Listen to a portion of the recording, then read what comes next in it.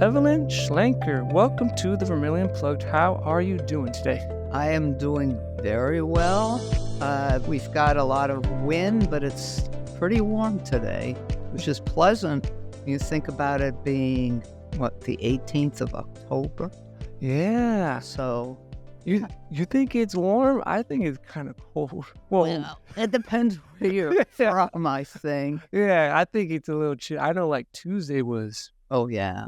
for me it was really bad. You'll see me nowadays if you see me like with a big fluffy jacket, it's like 60 degrees. Yeah, that's me if people are wondering. Well, you were from warmer climates. So you are actually one of the most recommended people. Because I always ask every time I get a guest, and after we record, I say, "Hey, who should I get?"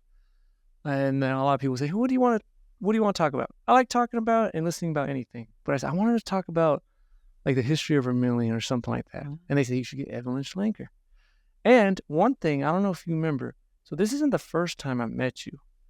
I saw you at the chili cook-off thing, but I've contacted you around 2 years ago. I contacted you about, I worked at XJ Wong's lab. Right. And I contacted you about a statistic issue, something about three-way ANOVA, and then you came to the lab, and I was just showing you some stuff. That's where I met you. Oh, wow. Yeah. No, XJ and I go back a long time. I was on his PhD committee, and I wrote a recommendation via email, which back then was unheard of, for his postdoctoral position. And the head of the lab wrote me back and said, thank you. He didn't say, well, I want it, snail mail. Because I thought, why not? Just send an email. I can put what I thought about him. Yeah, he was an amazing student, and he's turned out to be an amazing faculty member. Yeah. Researcher. Yeah, I've worked with him since 2020. Now I don't. I still work at the med school. Really? I work at now with the Bren program. Do you know Dr. Victor Huber? Oh, yeah. Very well. Yeah, I work with him now. But working with XJ, it was a different experience. Like I swear, I learned so much in those years than I did like in college. Actually doing like real research, writing, working with animals. I was like, this is some real stuff. It was fun. By the way, what did you do before? Oh, you mean when I was a med school faculty member? Well, part of the usual teaching, my area of expertise was respiratory physiology, and I taught that to everybody. By that I mean undergraduates, graduate students, med students, residents, PT, OT, PA students. I ran the medical physiology course for a number of years. And my favorite teaching experience really was honors courses. I taught 7 different kinds. And the last one was entitled The Social, Political, and Economic Consequences of Epidemics and Pandemics, which, predated COVID, but basically said what was going to happen with COVID did happen. Oh, okay. So, yeah, I did that in terms of teaching. I was on a lot of committees. One of the ones that I was the longest one was admissions committee for the med school. I was also on promotion and tenure committee and chair of it several times. Very heavy committee to be on. And then in terms of research, I would divide it into 2 categories. One were epidemiological studies, and I was very interested in farm-related respiratory diseases and asthma. And I can tell you a whole bunch about that.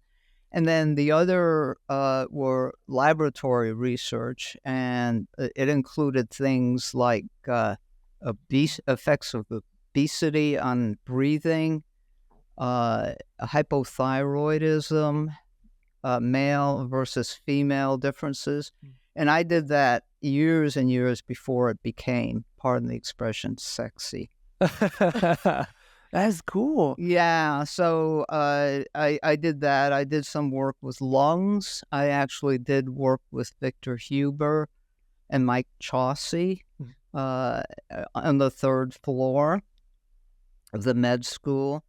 And I got very much into histochemistry, besides the physiology, histochemistry, and developed all kinds of new techniques, new meaning new to us here, not brand new to the world, although maybe some of them were new. And worked with a lot of colleagues, worked on the brain, blood vessels, the lung, the gut. So, yeah, lots of tissues. And my work with the human studies, the first study I did was really with farm-related respiratory disease of farmers who lived in Clay County. And I sent out a survey, and I got a 75% return, which is unheard of.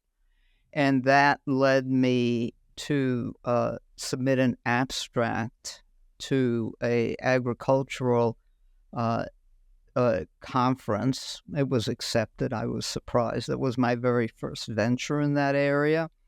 And then I worked with Rod Perry, who became dean of the medical school. His background was in pulmonary, or is in pulmonary.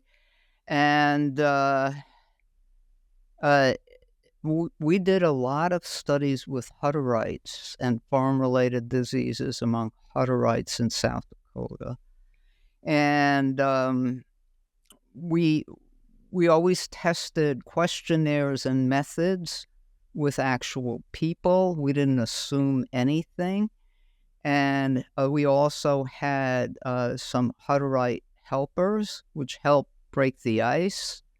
And I was fortunate enough to know some German. Oh, okay. Yeah, well, and they liked that because, I would be helping them with interviews on questionnaires, and I could say some of the words in German. So that was extremely successful, and that led to a study with the University of Chicago for a very large NIH grant to look at the genetics of asthma. And that was a 5-year grant, and our grant was the best of all the ones awarded. And I think it was that combination of the genetic folks at the University of Chicago and the work that we had done here in South Dakota with Hutterites. So, I could pinpoint, I don't know how many colonies we studied offhand. I don't remember lots. But I could pinpoint some of the colonies that appeared to have a higher prevalence of asthma. And in some cases, it was fairly high. Interestingly enough, Hutterite sects in Canada have very low prevalence of asthma. So it seems to be a genetic factor. And of course, environmental conditions exacerbate it. Okay. Man, you've done a lot of stuff. Is that Yeah. Did you always want to do research ever since you were like a kid, or how did that come across? Well, I think I was always curious. When I saw bugs appear, say ladybugs appear at certain times of the year, well, I had to check them out when I was a little kid. And then when I went to college, I was fortunate enough to have a research project that I could do. And that sort of solidified my interest in research.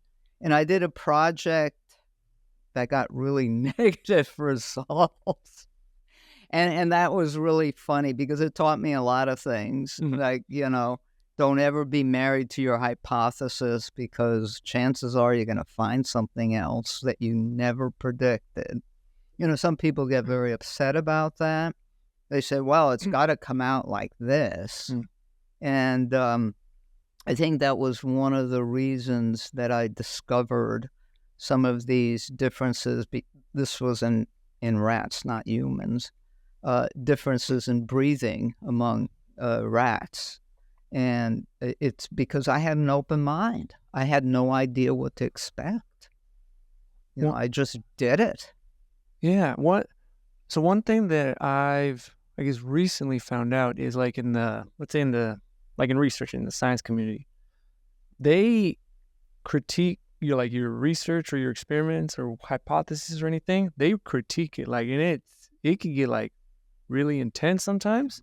Like you have something and hopefully you got your evidence, and then they'll, it looks all nice and they'll be like, nah, I don't think that's how it is. You're probably wrong. You're like, what do you mean I'm wrong? I've done it, but there's other ways that like you should do this or this or this. I'm like, man, like, but do you think nowadays, especially with research, is it more like that, more intense, or how has it been throughout the years? Well, if you're looking at a high caliber of research, it's always been that way. And, I can tell you for my doctoral work, I discovered something that nobody expected. And I was put through the ringer. And by that, I mean, I had to really prove it. Uh-huh. I had to prove my technique.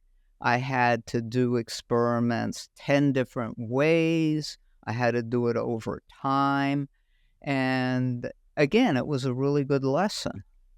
It was a lesson of, if you really want to show something, you got to have perseverance. And another example, I bumped into a fellow who worked in my lab as a research assistant many years ago, and we did a study, and he didn't believe it. So I said, okay, what we're going to do is we're going to do it double blind. Okay? So what we're going to do is label the tissues in such a way that nobody knows where they came from, and match the physiological results with the tissues and put them into categories. And he said, okay. He said, because I don't believe it. Well, and it was a good thing that he said that. So we did it, and it came out perfect.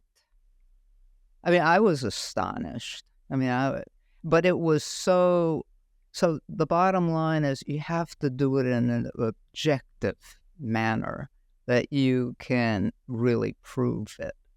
By that I mean, you can't decide to eliminate, say, animals from a study unless you have some really, really good ideas.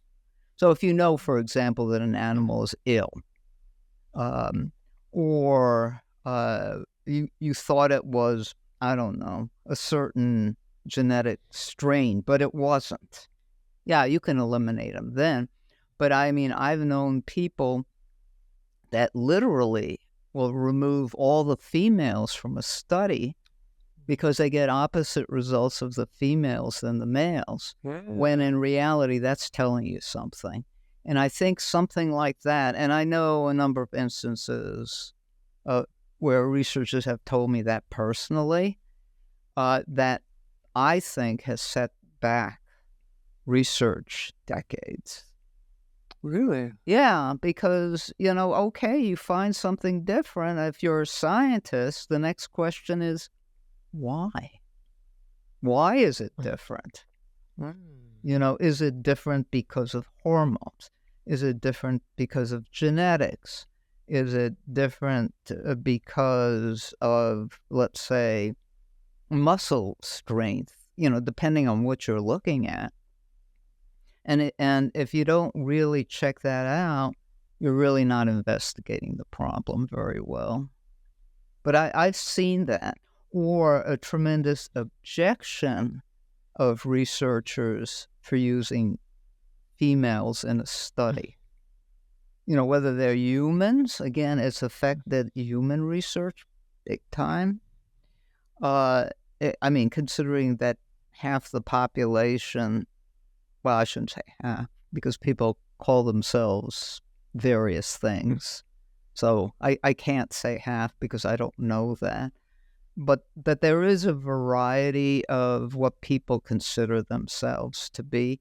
And if you start eliminating people from studies because you just don't know, then you're going to miss something. I've always wondered that. There was did I read it a while back? So they were trying to, it was with mice. They had two groups. They're trying to get them overweight. So they feed them this like high fat diet. Right. But these, and they got different strains, but these males, so the males, of course, you feed them over weeks and they start getting fat. But these females, like for some reason, they are not. Like it's super difficult. And you're just wondering, like, they're having the same food. I think they're eating right, but like, why aren't they like gaining the weight?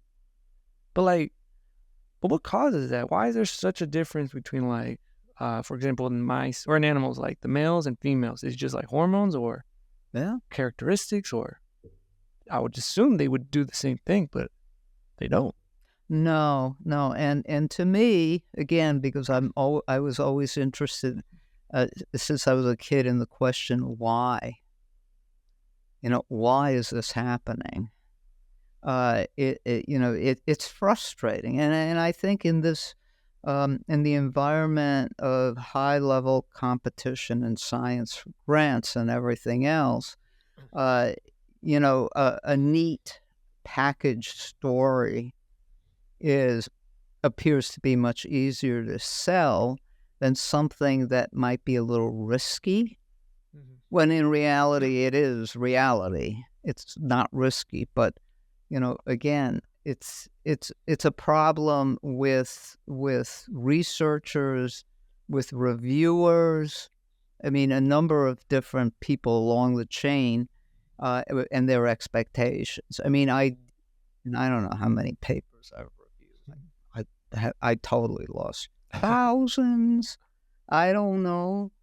I try to go in with a very unbiased mind. Okay, you found this. Can you prove that this is really what you found? I don't care what university you're from. I don't care who you are or how famous you are.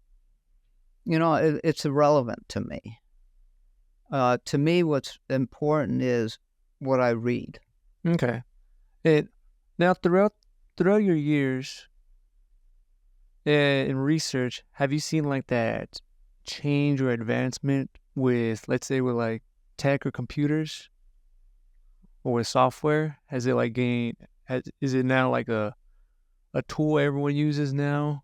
Oh, well, I mean, it can expedite evaluations of certain parameters. For example, in the research that I do in breathing, well, I did with breathing forms. It's sort of a sigmoidal or quasi-sigmoidal shape. If you have a computer system that can analyze that waveform rather than having to do it by hand, yeah, that's an advancement. But with any advancement, you have to use other methods to prove that it's accurate. Okay. Yeah, and if you feel that it is accurate and it speeds things up, go for it. Oh, okay. When I remember me and a postdoc. His name is Mark. If people remember, I always talk about Mark Buska. We were playing with that AI when it just came out, the ChatGPT stuff. And they were testing it and doing like some statistics and analysis with some of the data he had. And I'm like, hey, it pulled it up. Like, it's doing it. And I think Mark told me, he says, yeah, but how do we know it's doing it right? Right. And I'm like, well, I guess I could ask it, but I guess not really. So I'm like, well, I don't know. How do I know? Like the AI is saying, oh yeah, it's, do this, or hey, this is the analysis. But now how do I know if that is correct? Yeah. Well, I mean, it's with computer programs that do statistical analysis. I mean, you put stuff in, it spits stuff out. Yeah. So Now, whether the stuff that it spits out is accurate or not, again, you have to check. You have to use other methods of checking. And, I've seen some of the chat AI stuff that's written, and I go, well, well, dang. Okay. So it's I mean, as a matter of fact, I had to take an exam as I have an adjunct position, believe it or not, Mhm. working in the library. And so and I use USD email. So I have to take this exam and pass it. And one component that they added to it this year was AI. Ooh. Okay. Oh, yeah. And, it talked about the pros and the cons and how it can make people feel complacent and that it satisfies them, but it may be totally wrong. And so, I mean, the inquiring mind always asks, is this real? Okay. What do you think about AI stuff? Not just in like research, but overall. I'm cautious. Ooh, okay. How I'm come? cautious. Again, because, the way AI works is uh, whatever whatever form that it gathers the information depends what information it gathers and then what programs it uses to give an answer.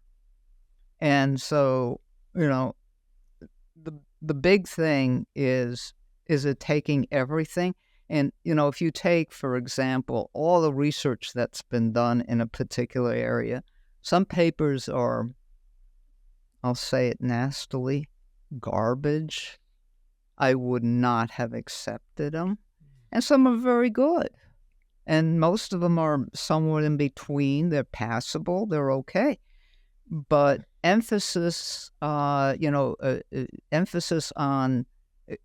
giving more weight to something that's questionable and then putting it into the paradigm causes potential problems. Okay. So you still need that human to like just check.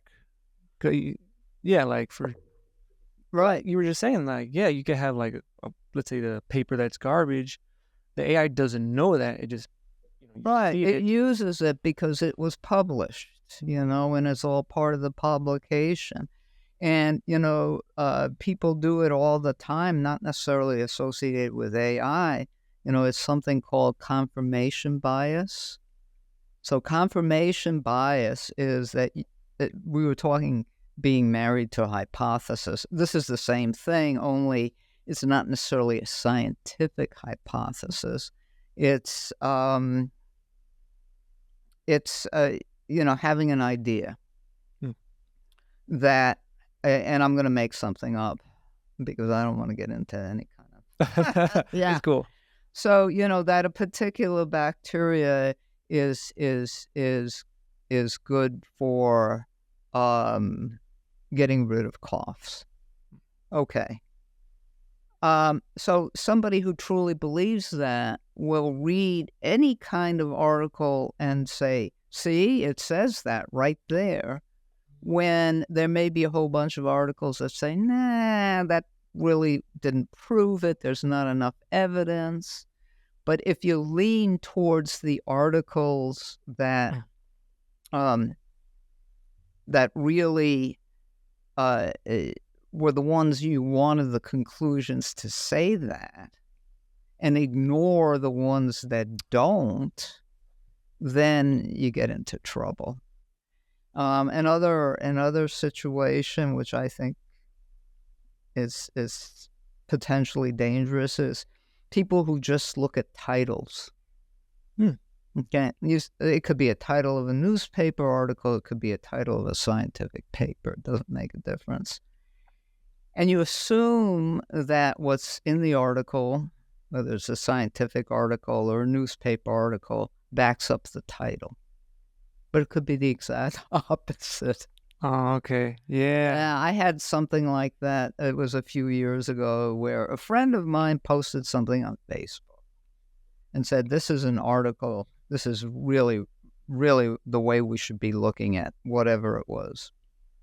And so I said, "Okay, I'll read the article." And the article said the opposite. Oh, okay. Oh, it was. And so then I wrote back to she was upset. She said, "But," and I said, "But, read it." See, those like titles, and it happens a lot. Because I watch a lot of videos on YouTube.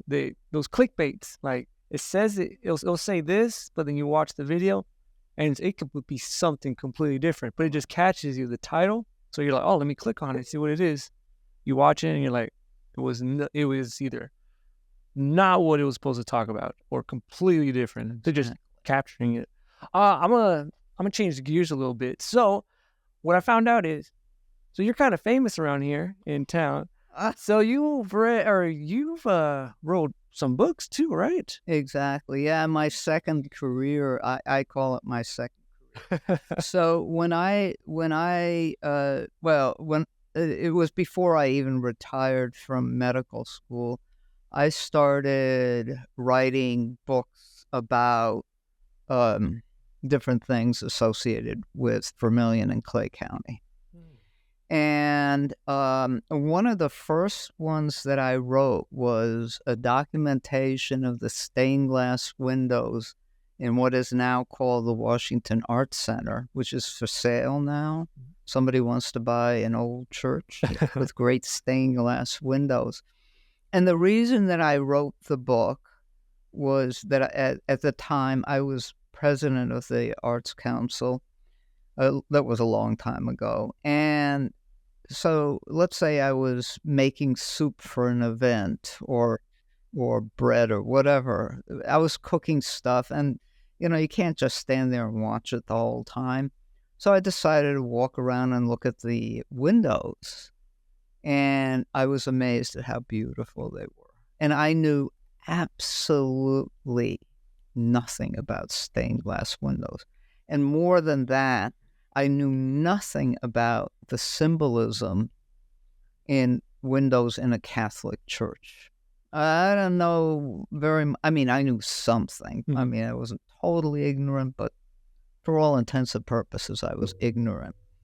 And I somehow got it into me. And by the way, this happens in every single book I've ever written.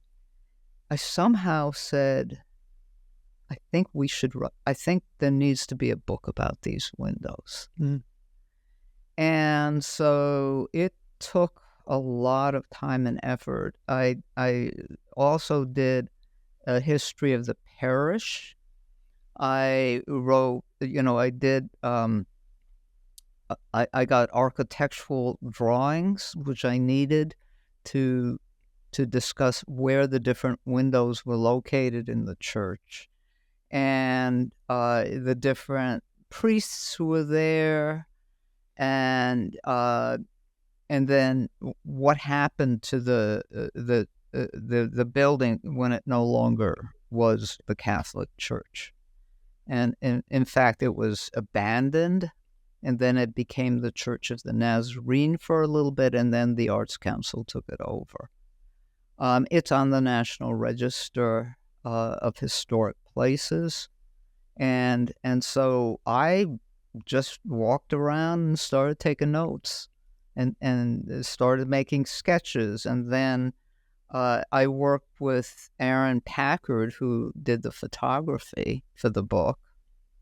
He's a well-known photographer in Vermillion, and put it together. So that was my first endeavor. I did another book on in Wakanda, the St. Patrick's Catholic Church, and it turns out, fortunate for me, that the architect for both churches and the designer of the windows were the same people. Oh, okay. That's cool. I had that background. I didn't have to repeat that part of it.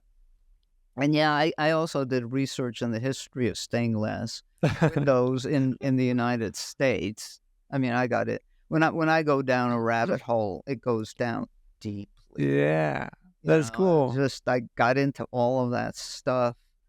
Um, I think I actually wrote to a bishop about the building in Sioux Falls. I mean, I got into all kinds of things. And then I also talked to people who went to the church, and underneath each one of the windows was either a plaque that said in memory of or donated by. And so then I started doing the research of who those people were.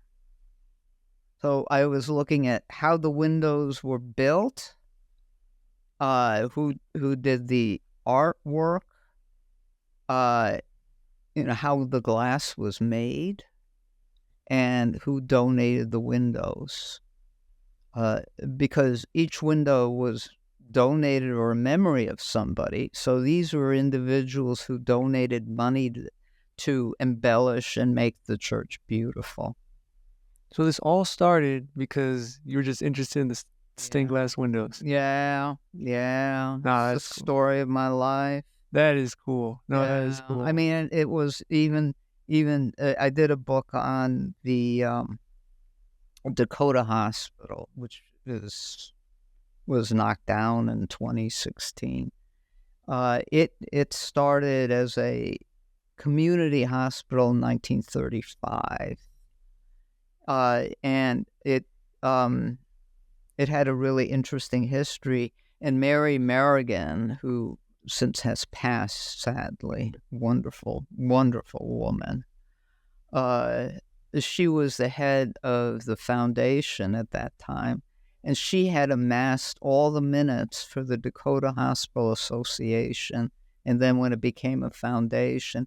So I was reading minutes from 1928 to 1974 to get an idea of what happened, and then sometimes I would be reading newspaper articles. So they mentioned, well, we had an open house, and there'd be an article in the Plain Talk about the open house or something like that. Or, it discussed certain individuals. It was a hoot. I mean, women were poorly treated. I mean, in a way, they were ahead of their time in that they had registered nurses working in the hospital early on, but unfortunately they had to pay them more than, an LPN.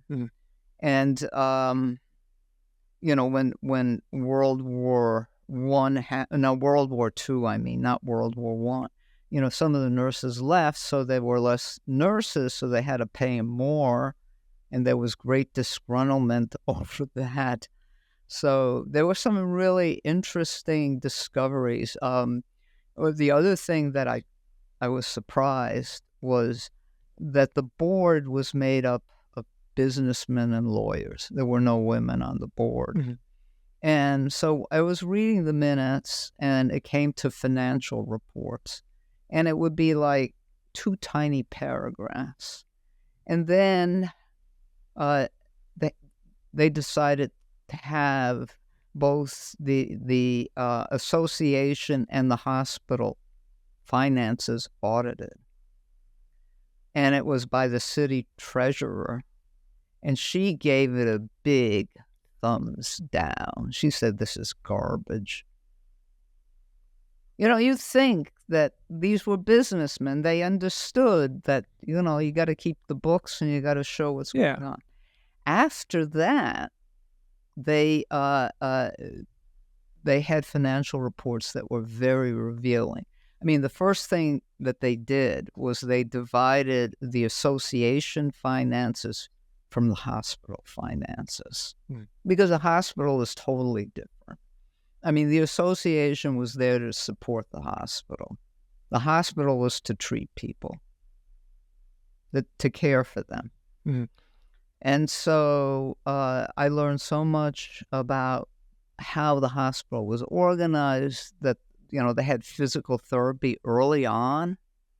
And, you really got a handle of how things worked. But initially, I mean, the guy who was the head of it was a very well-known lawyer. He didn't, no. I was surprised at how poorly they did it, but Maud, who was the treasurer at the time, just dinged them. Oh, snap. You also did something with Prentice Park, right? Yeah, I wrote for the centennial, which was in 2013, of Prentice Park. I had talked to Susan Keith Gray, who's also another very interesting individual to talk to, who was the head of the committee to do celebrations for the centennial. And again, this is out of nowhere. I said, don't you think we should write a book about the history of Prentice Park? And she looked at me, she said, you mean you write history? I said, well, I don't know very much about it. I mean, I spent a lot of time walking there, and, I'd gone swimming there and picnicking, and I was involved with the South Dakota Shakespeare Festival, and, we had theater there, and there were concerts there, and I said, oh. So I put together an outline and met with her, and she said, it's cool. Write it. She gave you the word. Yeah, just do it. And so I also talked to Jose Dominguez and talked to Goblish, who's the director of Parks and Rec, and they gave me some interesting information. And then it turns out that Cleo Erickson, who was sort of the poster child of the Austin Whitmore house, she's passed since, but her family had owned the land that Prentice bought for the park. And so I got deeds and information about the park. So I had a series over time. I had a series of how the park changed, the layout of the park. So when Prentice first bought land, it was 10 acres. And he also hired a landscape architect. And he also paid for the arches. And he designated what needed to be on the arches. Prentice Park, 1923. Nothing was built in 1923, but that's when the first land was donated. Mm-hmm. And so there were some excellent articles in the paper denoting exactly what he expected the park to be. I mean, we're talking 1924. Mm-hmm. I think it was Dakota Republican. I don't remember exactly. That was the other newspaper in Vermillion until 1947 when it merged with the Plain Talk. Anyway, so I started looking at newspapers. I talked to people, and I got a lot of information. I, by chance, got to know Marcia Thompson. Her middle name is Anderson. And Ole Anderson is the man who designed the bandshell and built it. And he got $300 for that. Really? Yeah. Oh. Well, it was in 1936. That makes sense. It was a while back. And he was a master mason. So, of course, I had to learn all about Ole Anderson, which was absolutely fascinating. He was quite the character. Did they have that? I know the pool, they say it's kind of new, but did they also have a city pool back then too? Well, the first city pool was built in 1929. And there was an election held in Vermillion whether to build the pool or not. And it won by 3 votes. Ooh. Oh, Whoa. so the city council went to Bogue, who was the city lawyer, attorney at that time, and Bogue said, "You won, go for it." So they did a lot of research to determine how they wanted the pool to be. I mean, they went to visit different cities and looked at pools. And one of the people who was involved with this was Harold Brookman. And Harold Brookman was an engineer and an architect and an artist. And he was an alderman at the time, but he became city engineer, and then he was a faculty member in the School of Engineering at USD. And he was precise. I mean, this guy did things perfectly. So they had some really good people behind it. But, how it happened with each swimming pool, it was always a question of money. We're going to spend a lot of money to do this. And everybody had a different idea of how it should be built. But the outcome was exactly the same every time. People used it and people loved it. Okay. So there were 3 pools. One was built in 29, the other one in 67, and the other one 2017. 2017 is this one. Yeah, the most recent one. Okay. But, the big thing was always money. And then the other big issue was having an indoor pool. And in 1929, there was an indoor pool in Vermillion. It was in what they call the New Armory, which is now Newharth Media Center. And in the basement, they had a pool. Oh, and the university used the pool, and the Vermillionites used the pool. So that was a pool that was open when the one in Prentice Park was closed. Oh, okay. And now the wellness center, now they're building a pool too. Right. Pool. Right. That's cool. So yeah, the pool arguments were absolutely hilarious to read about. Okay. Well, why do you think they said, or why were people? Because it won by 3 votes. What would be those reasons that they didn't want the pool? Well, I think the majority of the reason was money and possibly location, but there was really no other place to put it back then. There really wasn't. And Prentice, when he first talked about the park, he talked about a pool. And that was the whole. So in 1924. Oh, okay. So it didn't happen till 1929. So anyway, and then in 1930 he gave more land for baseball fields. So he about doubled the size of the park. Is there any future plans for Prentice Park, or nothing quite yet? I don't know. I mean, the one thing that Prentice stipulated, and his lawyer was the guy who was the head of the Dakota Hospital Association. Jason Payne was Peter Olson. And so he had a really good lawyer. And Peter Olson said, you can put strings attached to this. And so the strings that were attached was basically, if it no longer is a park, the land reverts back to the family.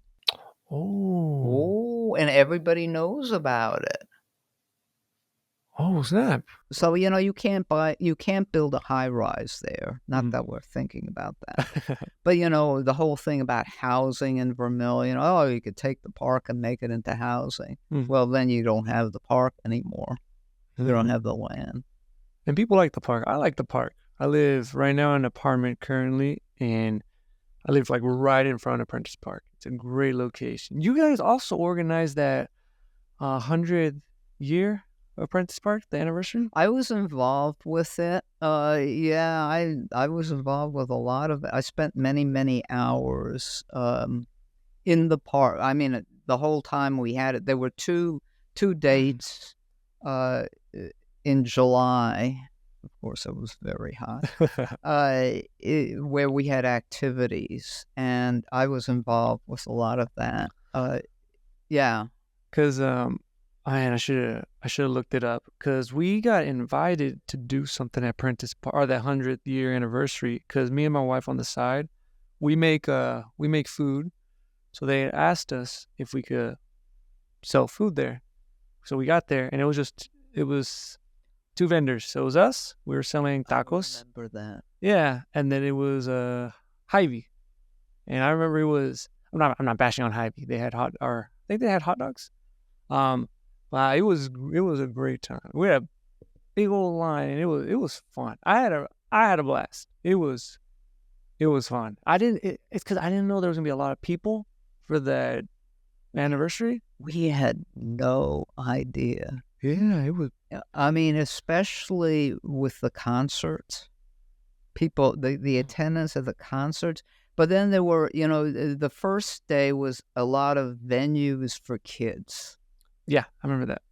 And then the second was for pretty much everybody. I mean, adults could be with the kids too. I mean, it wasn't, oh, if you're an adult, you can't do this. Because I did it with the kids. I like kids. But yeah, it was two pretty heavy duty, I guess mainly afternoons into the evening even. No, it was cool. Yeah, it was they were great events. I would say it was a very nice centennial celebration. And then I did write another book associated with it.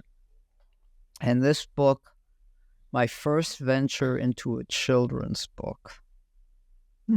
So I wrote a book, and there were two kids, again, July, hot as blazes. They're going to the pool. They got the flip-flops. They got the towel. They have a little bit of money for snacks. So they get into the Prentice Plunge area, and they meet a family friend, and her name is Marcia. I did ask the woman if I could use her name and likeness, and she said, go for it. So they meet her, and she's reading the Prentice Park book. And so the kids say, well, what are you reading? And she explains, and they talk about the pools, they talk about the wall, they talk about who Prentice was, and at the end, of course, they all go swimming because it's hot as blazes. Mm-hmm. But it's from the perspectives of what a child might ask. For example, one of the children says, "Well, did Prentice build the stone wall?" And she said, "No, my grandfather did." And it really was her grandfather. That is cool. Yeah. So what I like to do, and I did write another children's book more recently, was to have it predominantly factual, and because reality is cool. Would you consider, so it's October, I'm a fan of like horror, ghost stories, but here in town or in Clay County, have you ever heard any like ghost stories or like nothing like that? Like, oh, you mean things that were really unusual that might have happened? Yeah, or like mysteries or murders or something. Oh yeah. Yeah, there's some. I mean, the first, well, I wasn't say the first murder I encountered because I wasn't around back then, but it turned out this was associated with the Dakota Hospital Association book. So there were two lawyers that practiced together. One was Jason Payne and the other one was Peter Olson. And they were also very prominent. They had a lot of land. I mean, these folks were well-to-do, but they were really, really close friends. Jason Payne got his law degree at the University of Minnesota before there was a law school in South Dakota. But then he came back and he taught in the law school for many years. And so it turned out there was a fellow who liked to go hunting, and he had a quitclaim of land that was underwater when the flood happened. So his land was basically gone. So his thought was, well, I can have the adjacent land. Well, the adjacent land belonged to Jason Payne and Peter Olson. So he went to court twice and lost twice. So this was a guy who had a clothing store on Main Street. I'm trying to think of what's in there now. Oh, I think it's the vape store. Oh, okay. I think it's the vape store.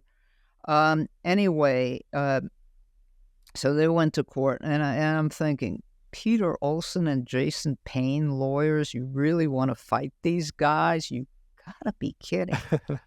Well, he did, and he lost twice. And so the second one, he lost his mind. And so it turned out that across the street in the building, at that time it was a building that housed a bank, and then on the second floor, the lawyer's office. That's where they practice law. And so Kirby gets a shotgun. It turns out it's not his shotgun, but that's another story. And he marches across Main Street. He goes upstairs, and Peter Olson is sitting there at his desk, and his secretary is taking dictation, sitting there. He shoots over her and kills Peter Olson. And so I went to the courthouse, and there were just a few bits of information left. And one of the things that was left was this picture of this wall. And I said, man, that's a dirty wall. We know why it's a dirty wall, because he basically blew his brains out. When did this happen? In what year? 1940. Oh. October of Oh, snap. 1940. Yeah. So, the secretary realizes it's time to call the sheriff. And the sheriff is in the courthouse, which is what, a block? 2 blocks at the most away from where the law office is. And so then Kirby decides to, he's going to shoot Payne also. Well, the gun misfires. And so he starts wrestling with Payne, but that's a bad situation because Payne only has one arm. And so there is a young lawyer in the office. His name is Philip Screw. He went to USD Law School also. And he's the one who tackles Kirby. And so they're rolling him down the stairs into Main Street, and the sheriff comes by and he sees a shotgun. So he puts his foot on the shotgun and says, what the hell? Well, I don't think he said it exactly that way. But basically, what the hell's going on here? And then they did the investigation. And so there was a trial that, that was published in the paper, different, parts of it. And Kirby landed up staying in jail until his court date, which wasn't until March of the next year. So he attempted suicide a couple of times. It was a very sad story. And so there was a doctor who testified for him, stating the guy was just insane at the time. He had this obsession about this land, and he lost 2 law cases, and, he was insane. And his name was Eugene Stansberry, and I've written a lot about Stansberry also. But in any case, yeah, there've been some murder. Oh, snap. Yeah, That is there've been a bunch of them, unfortunately. Not an enormous amount, thank heavens. But but they've been gruesome. They've been nasty, and some of them haven't been solved. there was a book recently, right? White Hawk. Yeah, that one. Yeah, it was written by a friend of mine, and I read it. And so I'm working in archives. This is sort of an interesting segue. So I'm working in archives. I'm looking at images from like the 1940s till the 1990s. By images, I mean negatives and photographs, mainly negatives. And so I'm trying to look up information about it because the photographer's log is sometimes very terse in what they write. They'll say med school doctor. Well, who is that? So I got to find out who the med school doctor is, as an example. And so this was from 1967 on. White Hawk was a student at USD at the time, and people knew him. And apparently he was a tremendous athlete, a very attractive man, tall. And exactly why he murdered the jeweler and accosted his wife, I don't know if he really knew even, because he was drunk at the time. He did a lot of self-medication. He had very severe headaches. And I think the cause of the headaches, he got some injury, sports injury. And whether that was the cause of the headaches, I don't know if anybody really knows. And he did some self-medication. But the other thing that was a big issue for him was that he was Native. And they were, in the early on in the history of USD, there weren't that many Native students, and some of them felt very, very left out at USD. There were a different group of people, and most of the people that were of a particular demographic, and these folks were not of that demographic.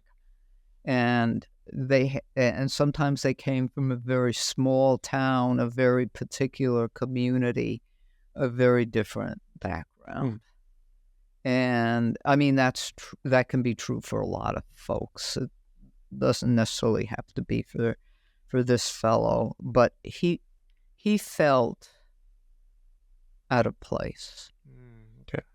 And and maybe rightfully so. I don't know. But right now I'm really interested in. Have you ever heard of No, it's called TIO. It's a series of programs like Upward Bound and support services for Native students and talent search.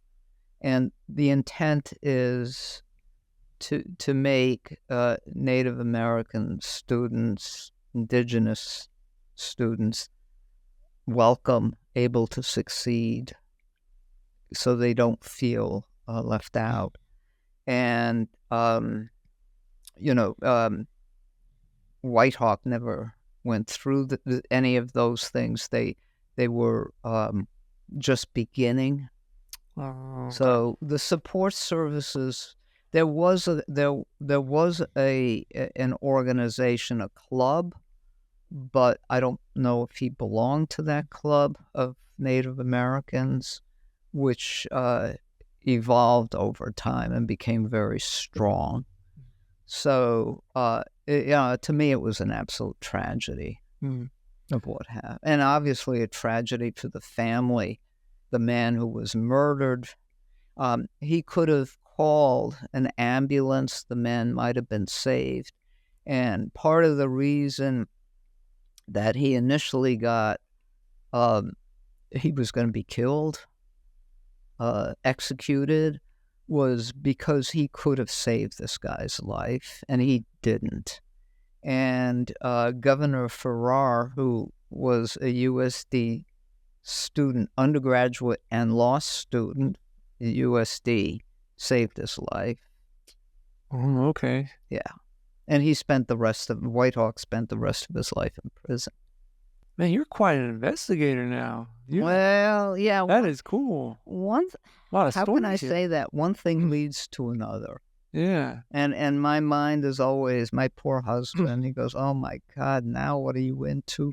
He says, "Oh, and I'll talk about this." And he says, "Well, you got to give me a little more background." I don't know where this came from, but that's what happens to me. That is cool. So in that light, one of the things that I do at Archives is I write blogs for the library, for Archives actually, and I have never done that before in my life until I started working there. And the one that I'm going to be working on now is Chief Andrew Frank Fool's Crow. Mm. And he actually talked to an upward bound class at USD. He was a renowned, beloved chief and medicine man. And he was one of the negotiators for Wounded Knee. He was very purported. He promoted, is what I want to say, the Native American lifestyle. That's cool. He was very much against giving the Black Hills back to the government in exchange for money. I mean, he was. And in public, he only spoke Lakota.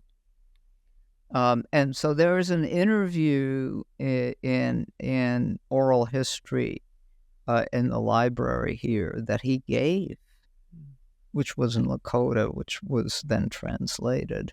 Oh, okay. That is cool. Yeah, so there's a real connection of him. So I thought this was a phenomenally important person. And the whole thing of Upward Bound is also really important. So I'm going to I haven't written it yet. I'm not there.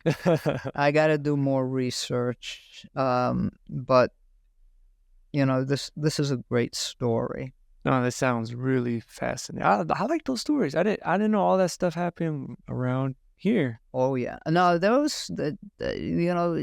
I think in terms of people and events at USD and outcomes of people who went here, there are a phenomenal number of stories.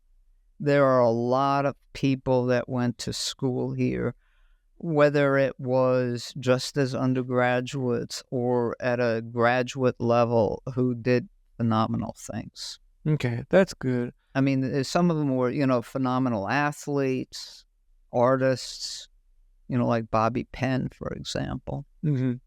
Now we are running out of time, which is a shame because I wanted to ask more about the stories. But before we end it, is there any last things, any last words, or what's coming up in the future for you? Well, I'm not sure exactly. I had an idea for a children's book, but I'm not going to talk about that. Another children's book, I don't know where that came from. Usually it's about 5 in the morning or something. I get a brainstorm about something. And a lot of times somebody suggest something or I come upon something and I'm reading and I say to myself, we need to write this down. And the other thing that I do in terms of writing, and this will be the last thing, is I help write the Clay County Historic Preservation Commission joint newsletter articles, and I help edit that. So, yeah, I mean, from being a med school faculty, if somebody would have said down the line you're gonna change course completely and do these things, I would never believe them. That is so cool. How it just It just changed, right? And I'm very, very happy doing it, because I'm just curious. I always want to answer why. Yeah, that is really cool. I think that is really cool. Next time I'll have you on again, and so we could dig more into these stories because they're really, really cool. But yeah, I think now it's a good time to end. But I do want to thank you so much, Evelyn. No, you're welcome. Enjoyed it.